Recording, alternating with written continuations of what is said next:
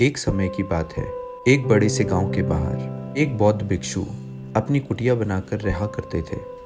बौद्ध भिक्षु बहुत ही बड़े ध्यानी और बुद्धिमान व्यक्ति थे। हर रोज जब वो उस गांव में भिक्षा मांगने जाते तो अक्सर कोई न कोई उनसे अपनी समस्या का समाधान पूछता और बौद्ध भिक्षु भी बहुत ही आसानी और बुद्धिमानी के साथ लोगों को उनकी समस्या का समाधान सुझा देते। ऐसे ही एक दिन भिक्षा मांगते हुए वो उस गांव के सबसे अमीर व्यक्ति के घर पहुंच गए।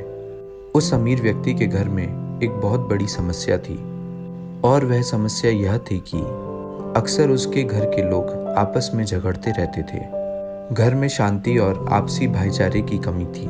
इस बात को लेकर वह अमीर व्यक्ति बहुत ही परेशान रहता था।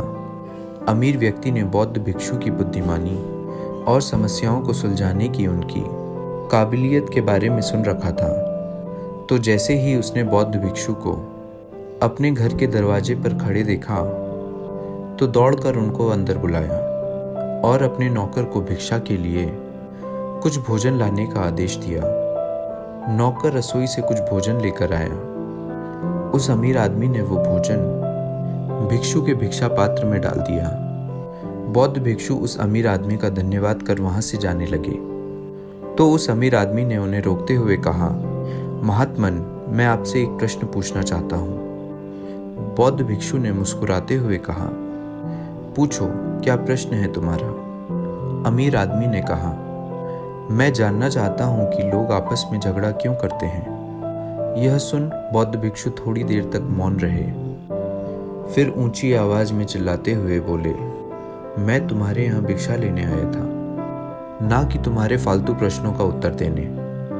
भिक्षु के मुंह से ऐसी बातें सुनते ही उस अमीर आदमी के क्रोध का ठिकाना न रहा। उसने खुद पर नियंत्रण खो दिया और भिक्षु पर जोर जोर से चिल्लाकर उन्हें भला बुरा कहने लगा।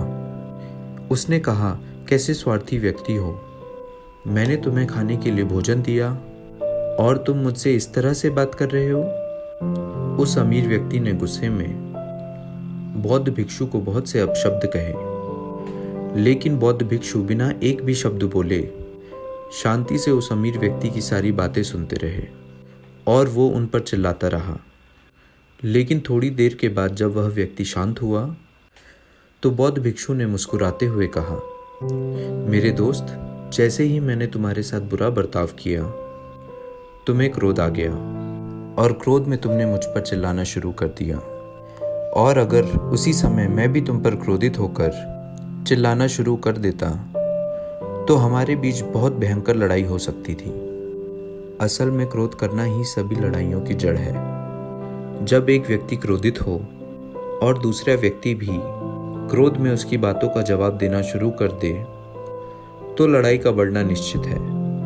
लेकिन अगर दूसरा व्यक्ति उस समय शांत रहे और कुछ समय के लिए मौन धारण कर ले जब पहला व्यक्ति क्रोधित हो तो बड़े से बड़े झगड़े को भी सुलझाया और ख़त्म किया जा सकता है। साधारण शब्दों में कहें तो परिवार के सदस्यों का एक दूसरे के प्रति सहनशील होना ही घरेलू झगड़ों को ख़त्म करने का एकमात्र तरीका है।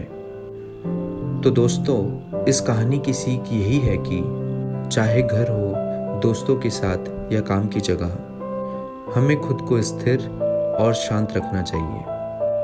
और अगर कोई हम पर गुस्सा भी होता है तो जहाँ तक संभव हो सके हमें शांति से ही उसका उत्तर देना चाहिए, क्योंकि जैसे ही हम अपनी शांति खोते हैं और सामने वाले पर क्रोधित होते हैं तो छोटी से छोटी बात भी बड़ी बन सकती है और हमारा बड़ा नुकसान कर सकती है। दोस्तों, उम्मीद करता हूँ कि यह वीडियो आपको पसंद आई होगी। अगर पसंद आई है तो इस वीडियो को लाइक और शेयर एंड सब्सक्राइब कीजिएगा। Thank you so much.